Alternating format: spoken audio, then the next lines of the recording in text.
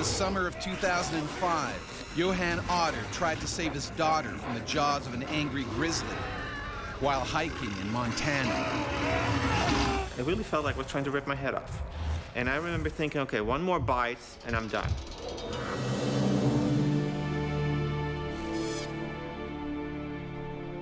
Glacier National Park, one of America's last great wilderness areas. It's home to the nation's most feared predator, the grizzly bear. Every year, grizzlies claim the lives of people who get too close.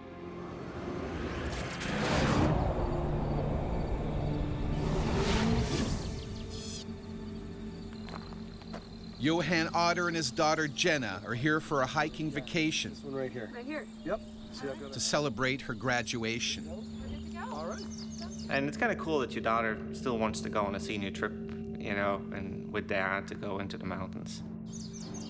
But today's ambitious hike will test them in more ways than they can possibly imagine.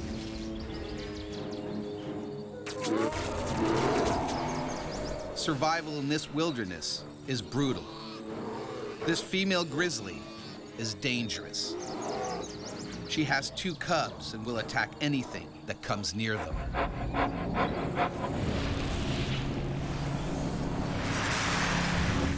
Dr. Barry Gilbert knows just how deadly these bears can be. He himself was badly mauled by a grizzly. Grizzly bears have the smallest young of any of the mammals. They can weigh 2 or 3 pounds when they're young, so they're really vulnerable. This is what has caused the female to evolve into being suicidally aggressive. She lays out her all for those cubs. It's too early for other hikers to be on the trail. I sort of had this underlying nervousness. In the morning and the evening hours are the prime feeding times for animals, so that's when they're going to be out and about a lot more. I gotta take a video of this. This is beautiful. Wow. But Dad, we've got a long way to go. Let's keep going. But Johan and Jenna are seasoned hikers. The precaution I knew when hiking was just to make noise. We knew to not be too quiet, although we didn't know how loud to actually be. We talked continuously during that time, and we made sure we looked around as much as possible.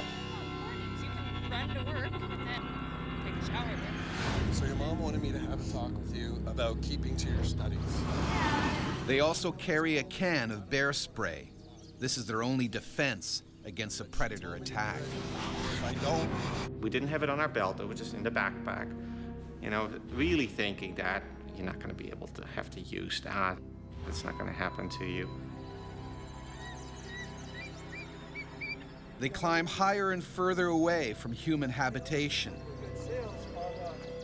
If anything should happen to them, Johan and Jenna are on their own. Grizzlies normally steer clear of people. They can pick up a scent from over 2 miles away. But the wind is blowing down the mountain, away from the bear. And that would just negate the bear's best warning system, which is its nose, its sense of smell. And that's almost a perfect storm scenario. The grizzly is now on a deadly collision course. A surprised bear is an angry bear, and an angry bear is an aggressive bear and a dangerous bear. so do you honestly think that you're going to be able to keep up with, you know, practice and dance? Look at this. High above the lake, the view is spectacular. Johan and Jenna fall silent, a mistake that could cost their lives.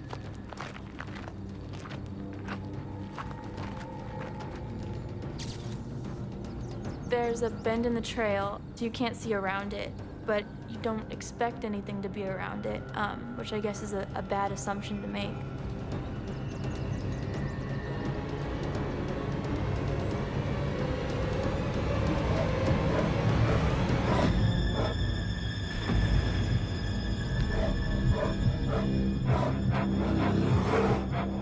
front of me is a mother grizzly bear followed by 2 cubs right behind her.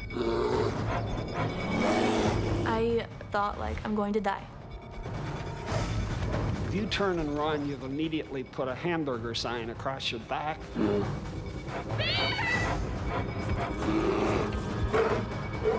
To save his daughter, Johan puts his own life on the line. And it's something instinctual. It's not something you actually think about. It basically went into my thigh. The bear bites deep into Johan's leg, again and again, right down to the bone. It wasn't like it was holding on to my leg and just kind of being in there. No, it was kind of in-out type of thing. If he wants to live, Johan has to break loose. But there's only one way out, down. I decided to jump off the trail. It was about 20, 25 feet into some bushes.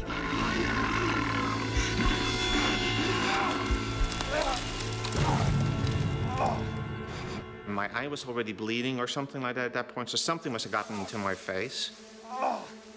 Because the animal went at me like this, so it must have been one of the claws.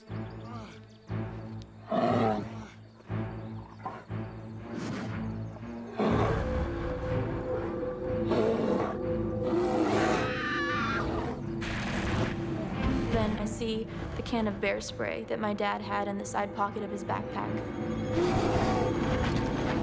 I pick up the can, but I didn't know how to work the can. And you can't really stop and read instructions at that point. Out of time and options, Jenna leaps into the unknown.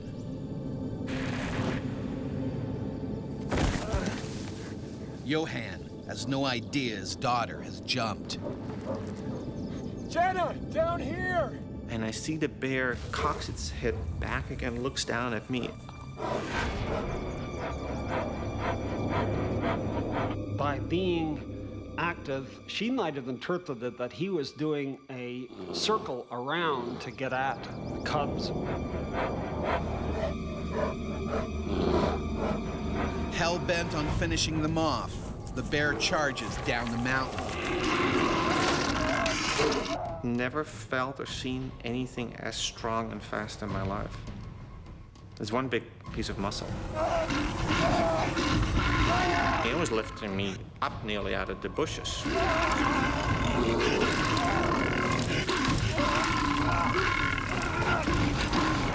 Bears will sometimes try to flip people over to get at their face when they're going after people.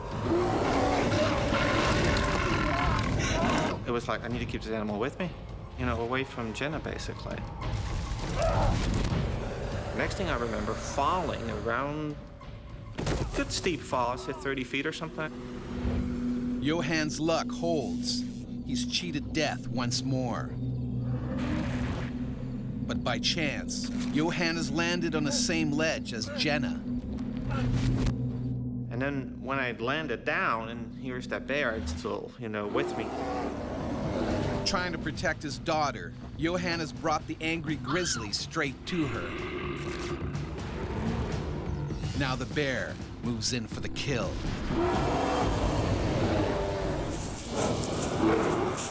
Johan Otter and his daughter Jenna have escaped a savage grizzly by throwing themselves off a mountain. Hot on their trail, the bear is going in for the kill. The animal just wants to get rid of you, to neutralize you, to make you no threat to her cubs. Jenna tries to hide, but Johan faces the predator head on.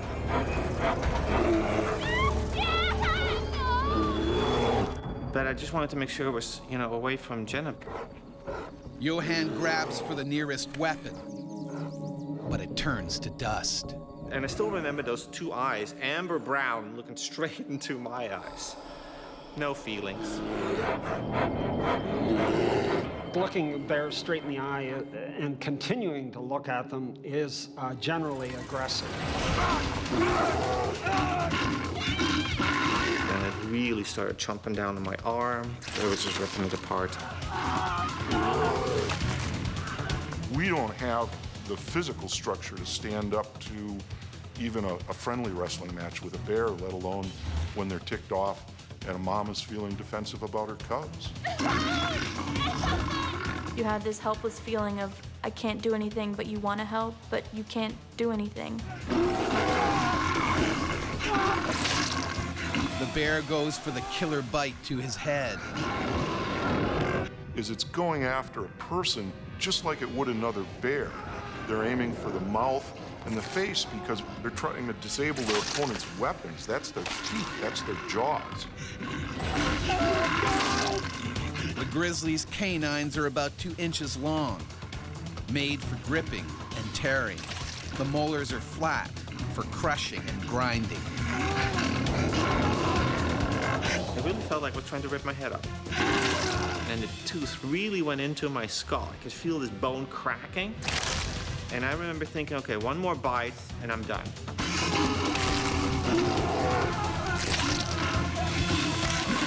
And then I looked down and I'm like, oh, one more fall and I'm dead. But I also knew that if I would stay there, I would be dead. Determined not to die, Johan breaks free and leaps into the void once again.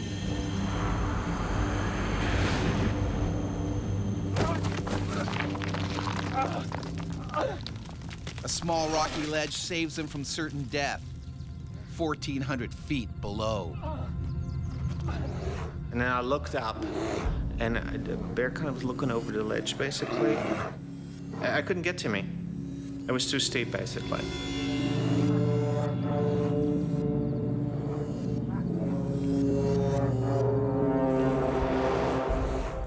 But the grizzly isn't done yet. It can still smell human flesh.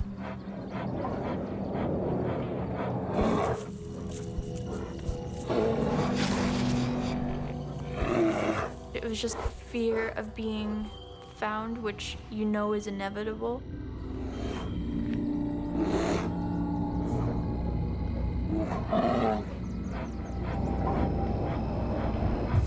I heard the bear breathing, and it's sort of like that stomach churning, like, oh no, kind of feeling.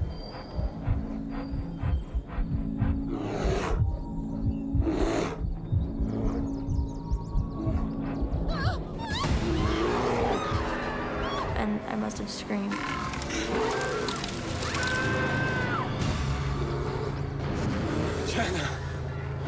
Worst sound in the world.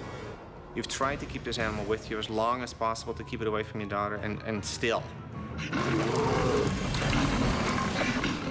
Jenna is trapped. Its lower jaw was the one that ripped open my mouth, and the upper one was the one that grabbed on my neck.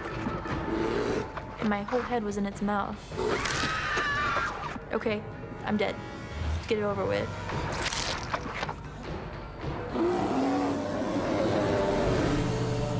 This could be the end of the line for Jenna.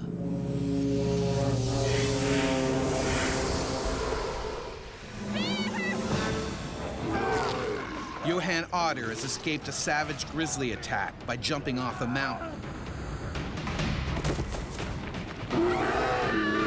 The bear has now turned on his 18-year-old daughter.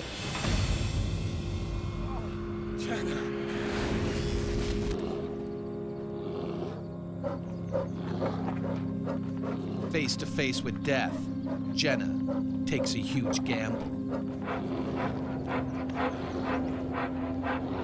I just tried to be as still as possible so that it would think that I was dead. The playing dead routine works if you can quit moving and if you can remain as silent as possible. That tells the bear, okay, this person is no longer a threat. You can leave. Jenna keeps completely still and silent.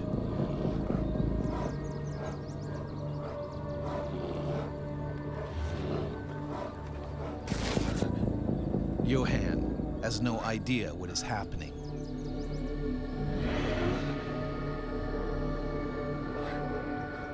I don't hear anything anymore. I mean, it could mean one or two things. One, the animal left my daughter alone, or two, she's dead. Johan doesn't dare make a sound. If the bear has gone, any noise might bring it back. He waits 2 agonizing minutes, then decides to take a chance. Jenna?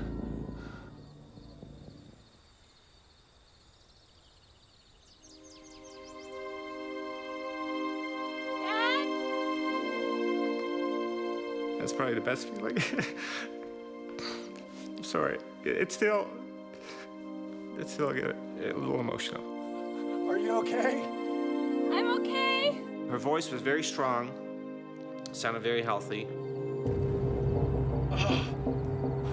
Oh, I think I'm banged up pretty bad. And I was going for my head, and then all I feel was just bone, bone, bone, bone. Like, okay, I'm not gonna feel anymore. That's not good.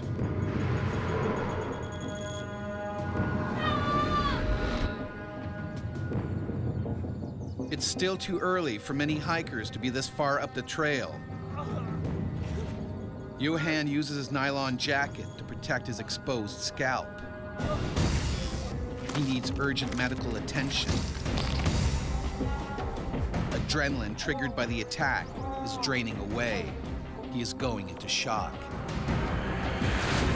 I was getting a little woozy. I was just shaking. I was so cold.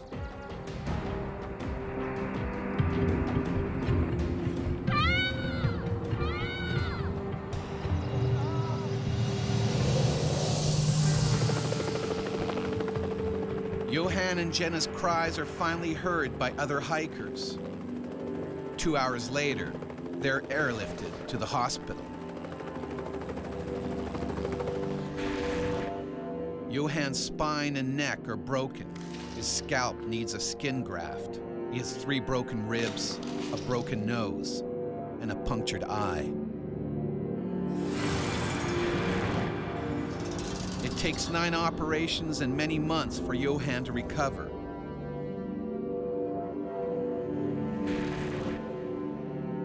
Jenna also requires surgery and begins university wrapped in bandages.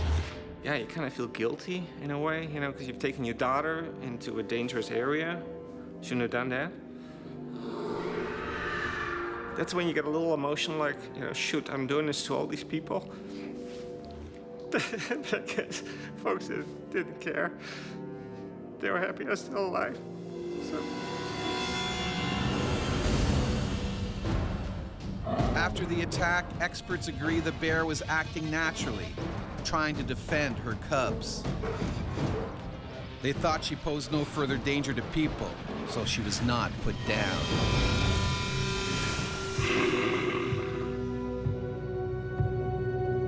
For thousands of years, bears were America's supreme predators. From Alaska to Mexico, they were top of the food chain. Native Americans were in awe of their ferocious temper and huge strength. Some tribes worshiped bears. They wore their skin and claws as symbols of power. But killing a bear meant hunting in groups. It increased the chance of coming back alive. European settlers, however, were far less cautious. They saw bears as a dangerous pest that preyed on their livestock. Convinced their guns would protect them, they set out to kill as many as possible. And this was the age of the homesteader. And for those people, if they lost a cow, if they lost a couple sheep, you know, it was a huge cost for them.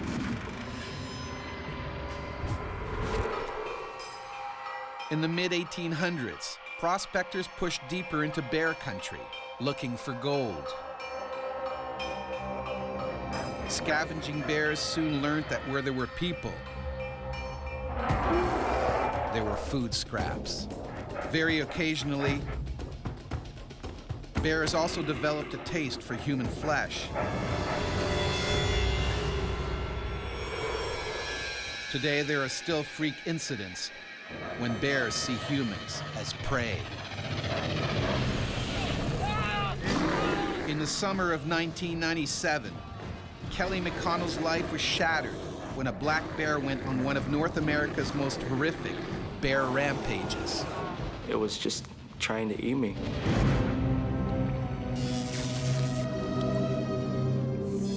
Liard River Hot Springs, British Columbia, a popular place to relax and unwind. It's home to many black bears who feed on food scraps that people leave behind. In rare cases, they can take that terrible next step. It's bears that have been both habituated to people and then food conditioned that have injured or preyed on people. Like other bears in the park, this male feeds on human leftovers as well as plants and insects and the occasional young animal. An opportunistic predator, he's almost always hungry, a potentially dangerous situation. When are we gonna go back to Paris?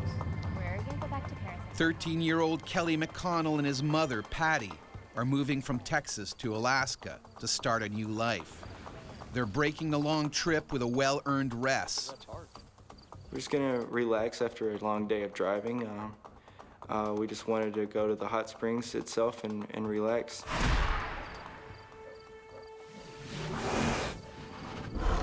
Even though they know there are bears in the area, Kelly and his mother decide to explore the park. And I actually did comment at that time, I wish that I could see one. And then my mother corrected me and told me that I did not wish I would see one. But Kelly and his mother have no idea of the danger they're in. It's so rare. Are going to The bear can smell prey, and it's closing in on them. A predaceous attack, by and large, is a slow approach toward you, constant following of you, if you like, waiting for its tactical advantage to come in and get on you. Hey,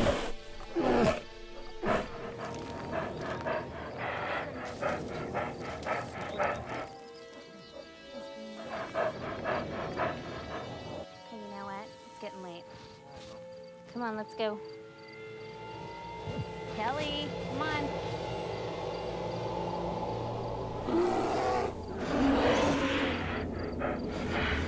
Patty and Kelly have walked into a death trap.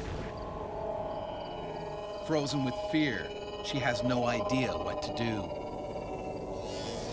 Kelly, Hi, Mom. there's a bear. Yeah, right, Mom. I didn't believe what she was saying. She's always fooling around. I didn't know what to believe. Kelly. Kelly. But it's no joke.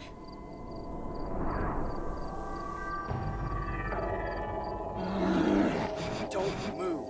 If it's not making any noise, if it's not making a commotion, and it starts coming at you, this bear's in a predatory mode, and you've got to start thinking about what can I do to defend myself.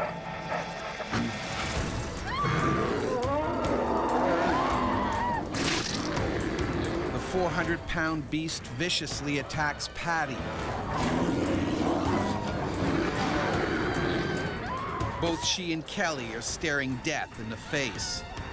This bear could rip them apart in seconds.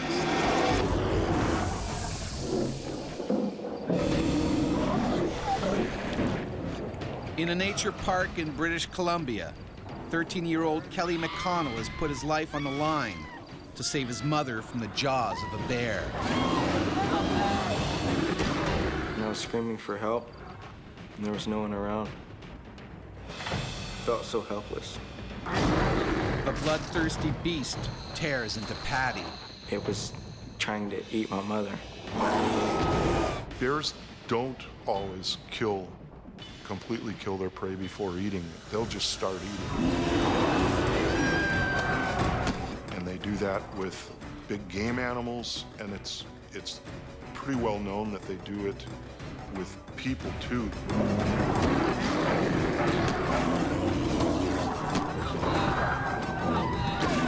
Kelly desperately tries to save his mother. But then, In a heartbeat, the bear turns on him. I can just remember thinking, I hope that I saved my mother's life, but I remember thinking it was all a nightmare. Kelly has become the beast's next meal. The bear locks its powerful jaws around his waist and lifts him off the ground. I could feel the bones crunching in my body like I was pretty sure I was gonna die. Kelly's about to pass out, but suddenly the animal drops him. He falls on his front, keeping his vital organs safe from the bear's teeth and claws. They just began mauling me from the backside. It would just bite into my back and just tear my skin. It was eating me.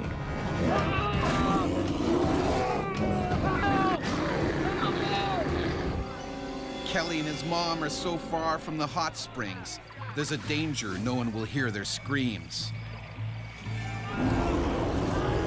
But one man does.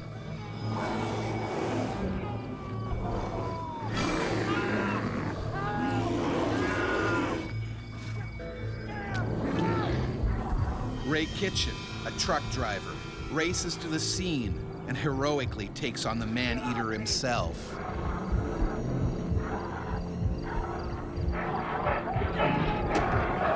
This is an animal that's obsessively hungry, if not starving to death, and it may see other people that interfere as trying to take the carcass away from them. The bear's reaction is explosive.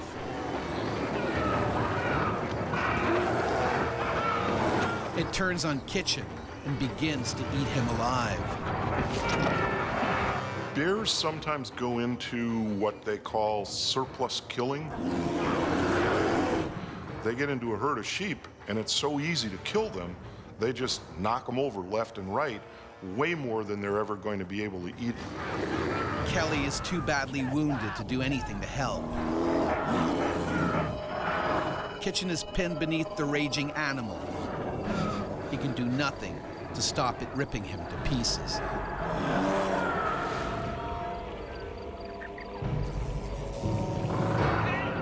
Tony Dowk, a trucker from Alberta, hears Kitchen screaming and comes to help. I couldn't believe what I was seeing. The bear was on Ray Kitchen, mauling him to death. And it stared at me. I was looking at it straight in the eyes. And I hit him dead square in the eyes. And its claws come up and just missed me because I jumped back. Tony is lucky the bear doesn't go after him.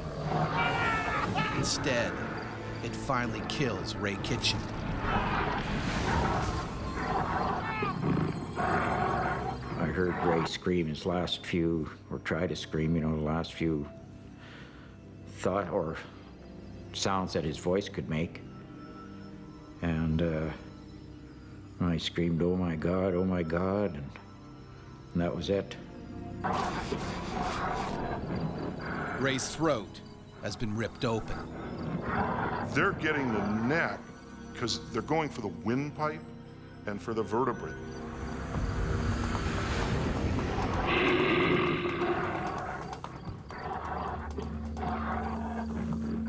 Kelly's wounds are so bad, he can't move.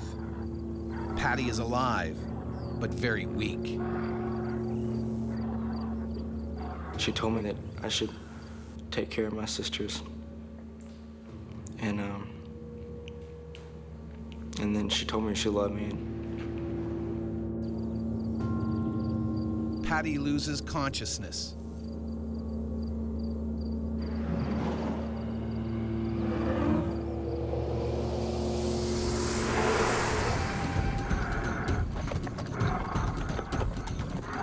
Other people are drawn by the shouts. They desperately try to keep the furious bear away from Kelly and his mom.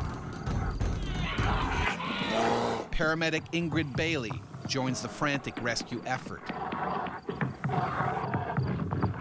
Mr. Kitchen was just flat out on the ground, missing a big chunk of his neck. And at that point, I stopped trying to do anything for Mr. Kitchen and went over and aided the other two folks who had already been attacked. Ingrid does what she can, even though she could be next. You gotta put pressure on those ones. The bear is only a few feet away. It could strike at any moment.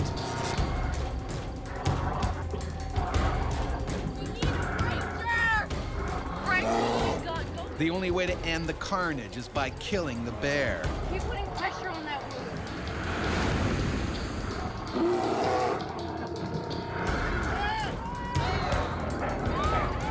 But this vicious predator is not done yet with its bloody rampage. It has the taste for human flesh and wants more.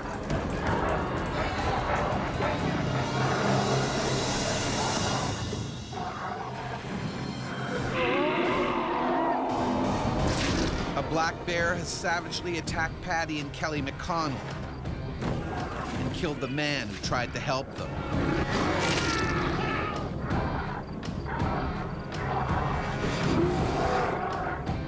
Now the bloodthirsty bear is on the rampage and heading towards the hot springs.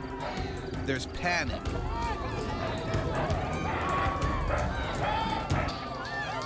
But running bodies trigger the bear's killer instinct. The attraction of moving prey overrides the feeding. They'll feed later. The massacre won't end until someone kills the crazed beast.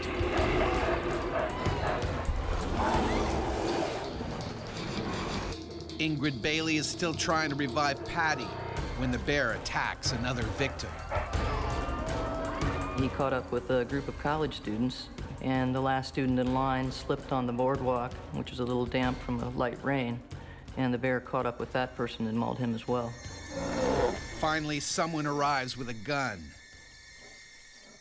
The bear is shot dead. Lots of pressure. He's losing a lot of blood.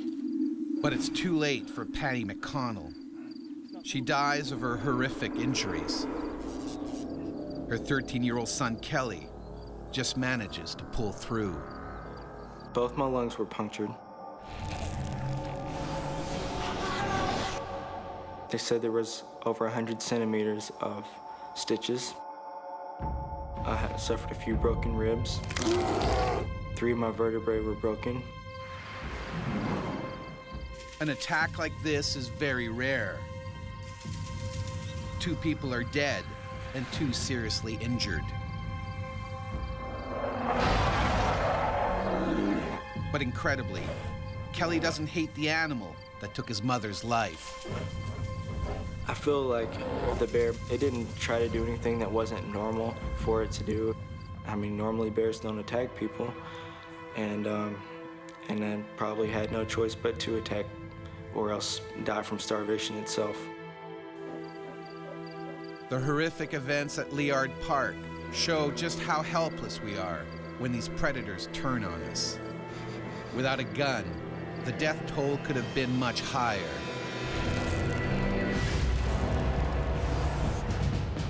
Killing a bear in full attack mode is difficult, even with modern weapons. Back in the 1800s, it was much harder.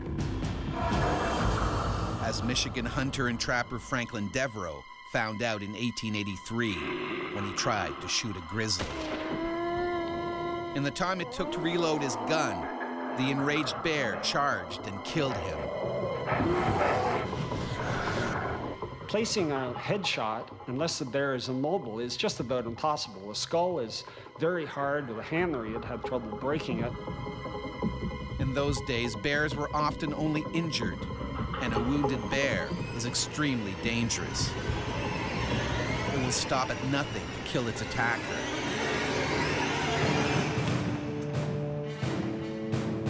The invention of the repeating rifle finally gave man the upper hand.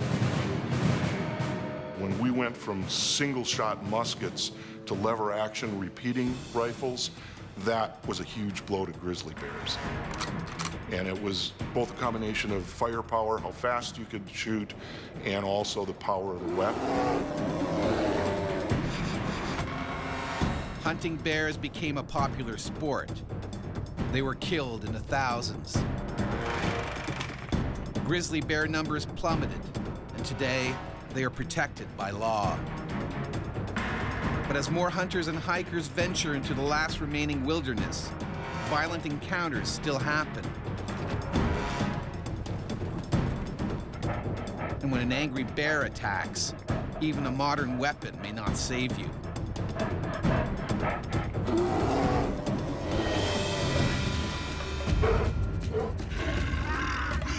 In the summer of 2001, Pastor Johnny McCoy found a gun wasn't enough to protect him from a furious grizzly, determined to see him dead.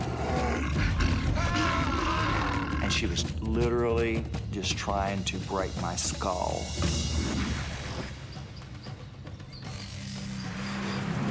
Pastor Johnny McCoy and church deacon Gary Coro are old friends who've been hunting together for years. They're on a 2-week hunting trip in the Alaskan wilderness. We was going moose hunting to have the meat for the winter, or for the following year. That's what we eat. That's the food for the family. They are well aware of the dangers lurking in the woods. While tracking their prey, they soon notice signs of grizzlies. Makes me absolutely nervous walking through the woods, knowing that there are bear there, knowing that we are in their territory. Nearby? This scat belongs to a female grizzly. She has cubs nearby. McCoy and Coral trek further into the bear's territory. Unlike hikers, they make as little noise as possible.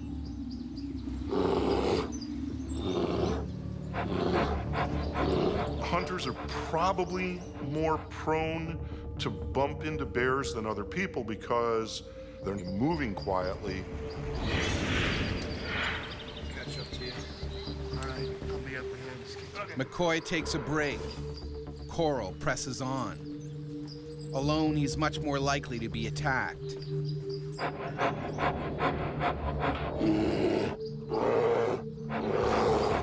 Coral is walking quietly. The grizzly won't see or hear him until it's too late. It was probably just out there with its cubs. All of a sudden, here's these people. So to Ma Grizzly, you see that as a threat. McCoy, meanwhile, hurries to catch up with Coral. Suddenly, something tears out of the trees. It's racing towards Coral.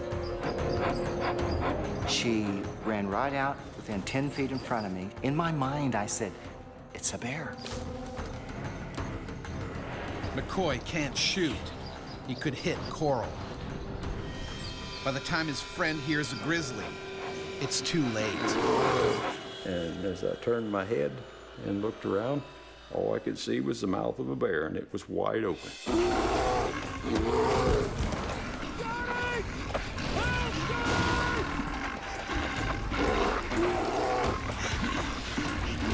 I just thought that the bear's gonna kill me. Today I'm gonna go be with the Lord.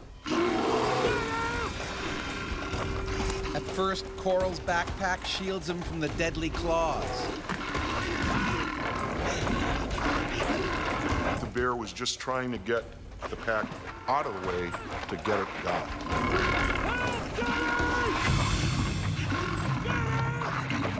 I'm thinking my buddy is, my best friend is gonna be killed. So I'm saying, God, what do I do? But Coral doesn't panic. Incredibly, he pulls his gun out from under him and points it blindly over his shoulder. It wasn't an easy thing to do. I squeezed the trigger and boom. It was instant relief.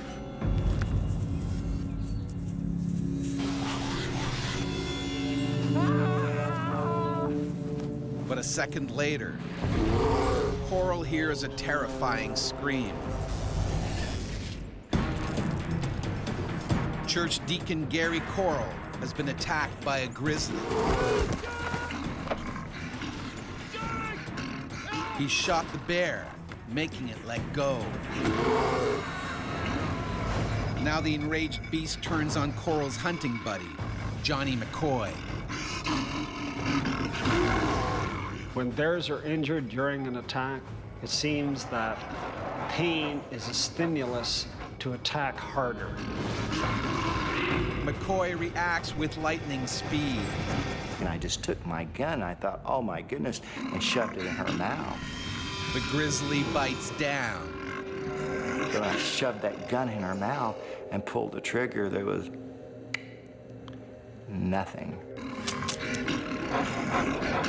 Absolutely nothing. And then she just swatted out of the way.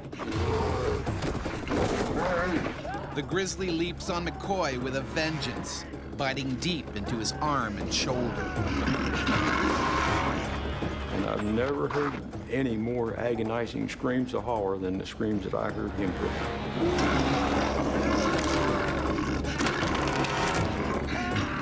And first thing that she did was to bite and break my arms in 9 places.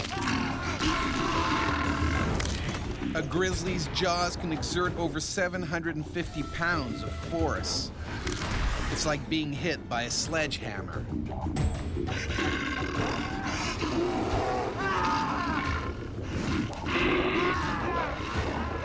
Coral can't shoot in case he hits McCoy. He can only watch as the bear tears his friend apart. I could hear the bones crunching. I could actually hear them breaking. I seemed to even be able to hear the flesh being ripped off of these bones. McCoy can't fight anymore. His arms are badly mauled. The grizzly now lunges for his head, the death blow. And all I could smell was her breath. It was the most awful stench I've ever smelled in my life. And I thought, okay, you know, God, this is it. You know, Lord, I'm ready. This is it. And I just quit. I just quit. McCoy's body goes limp. And the bear turned around and looked at me.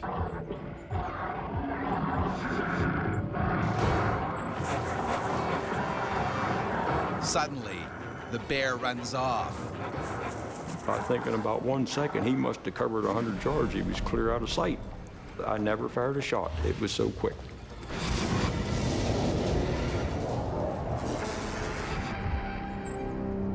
McCoy is in bad shape. I'd already resigned the fact that I was not going to make it. I could have bled to death. Johnny. Both his arms are badly injured. His scalp is shredded. His ear is torn off. One eye hangs from its socket.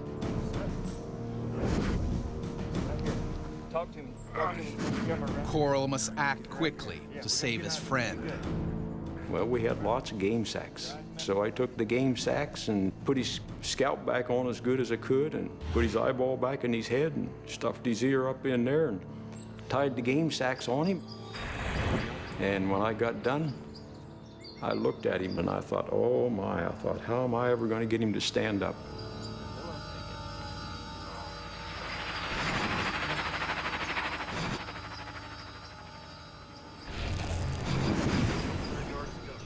McCoy can't see anything, and they've left their cell phone back at the camp.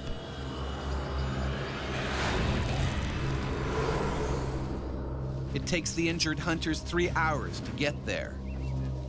Eventually, they are airlifted to the hospital. Emotionally, I'm still dealing with that. It's tough. If I'm under a lot of stress, my wife has to wake me up because I'm fighting with a bear all over again.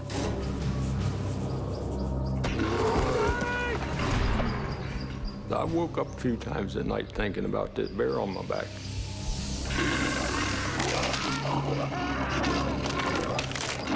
With the bear tearing him apart, and the bones crunching, sure, you don't ever forget that. The grizzly bear was later found dead of the single gunshot wound.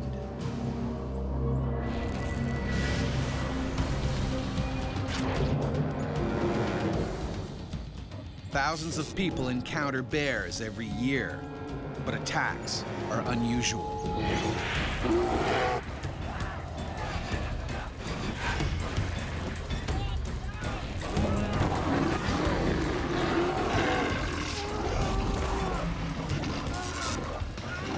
It's most likely one of two causes. One, it's a predatory incident, and that happens with both black bears and grizzly bears. And then the second thing is defense of personal space. When bears do strike, it can have a profound and lasting effect on those who are lucky enough to survive.